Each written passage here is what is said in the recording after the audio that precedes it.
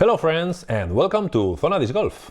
Okay, we have already seen the first three numbers of the flight numbers of the disc, and we're going to study now the fourth one, the fate, the final phase of the disc. We have already seen on the turn chapter that we start flying, we start lifting the disc because of the glide, and the disc goes up, up, up, up. And in the first part, the gyroscopic precession makes our disc turn slightly to the right. We go up until we reach the apex of the flight, you know, the highest point of the flight. There is a well-known principle which is called the energy conservation principle, that says that the energy is not created nor destroyed, it's just transformed. When we throw our disc, we have the kinetic energy.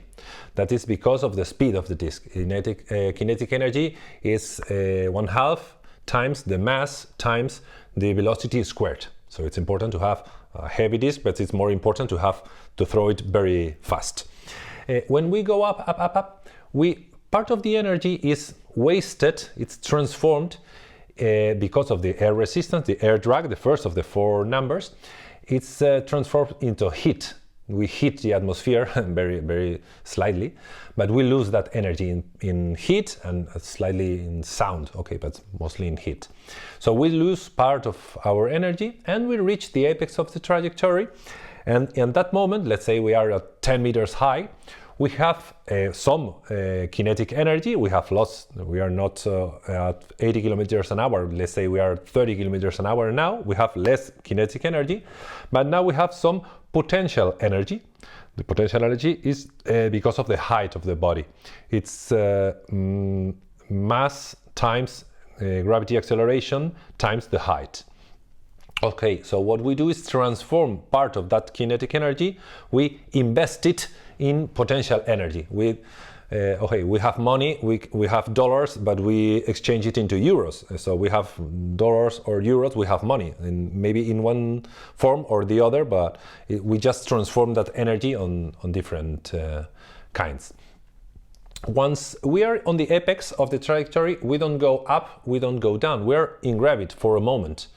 If the disc weighs 175 grams, it will have something around 1.7 newtons pointing down because of the weight, and it will have 1.7 newtons going up because of the lift. So in that moment, it's in gravity. It doesn't have any external influence. It's happy, but it will last just a second, and it will begin to go down.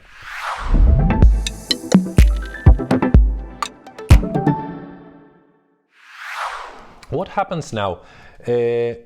As you remember when we saw the relative wind, when the disc goes up, the wind is, if it's going 10 degrees up, the wind is pointing 10 degrees down, so it's easier for it to follow the contour of the plate. When we are on the apex, it's horizontal, okay? But when we begin to fall, the relative air, its direction is upwards. It's 10 degrees or 20 degrees upwards. What happens now? It's more difficult for the wind to follow all the contour of the disc because it has a bad direction. You know, it has to turn this way and follow until the back part. There is also a side effect. If you see, it acts a bit like a parachute because you will have that space that will generate a little bit of cushion for the down. That air generates some lift here because this curved path, it accelerates the air, but in this part it's easier that the airflow turns from laminar into turbulent and it detaches from the disc. It's not able to follow the contour of the disc. So it's easy that more lift is generated in the front part of the disc than in the rear part. If we sum all the lift generated in the disc in this moment, the center of pressure, you know, the sum of all that lifts, will be located ahead of the center of mass.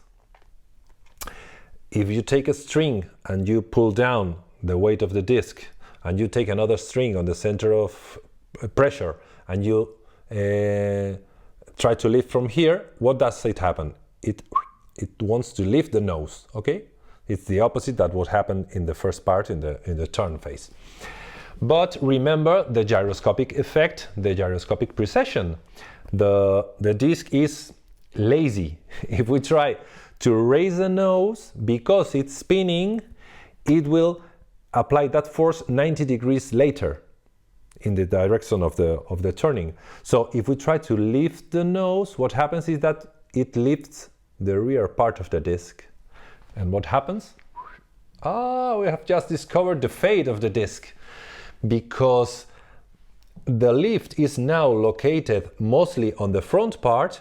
The center of pressure will be on the front part. It will try to introduce a momentum of nose up, and that will generate a right up moment, so the disc will fade to the left. If we want to see it mathematically, remember that we had an angular momentum. We follow the rotation of the disc.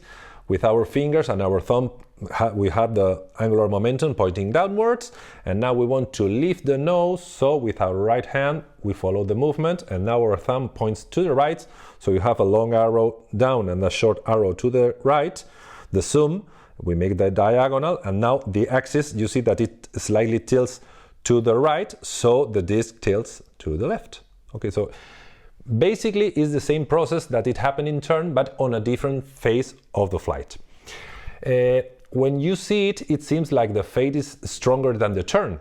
It's also true that when the turn occurs, the disc is flying at 80 kilometers an hour, so the variation, the lateral variation is less noticed because you're advancing a lot, but on the end of the flight, if you are just 30 kilometers an hour forward, every small deviation, you feel like it's very strong. So that is why the usual shape is slightly to the right and then hard to the left, like a question mark. You know, that shape, that is the usual shape.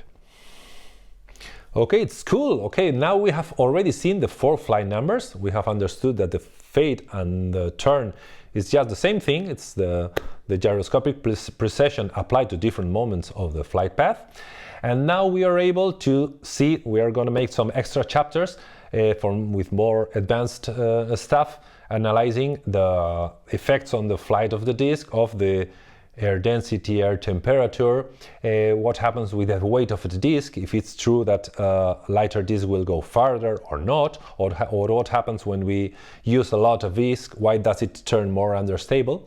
And we will see that on the next chapter in this serial in Zonadiscgolf.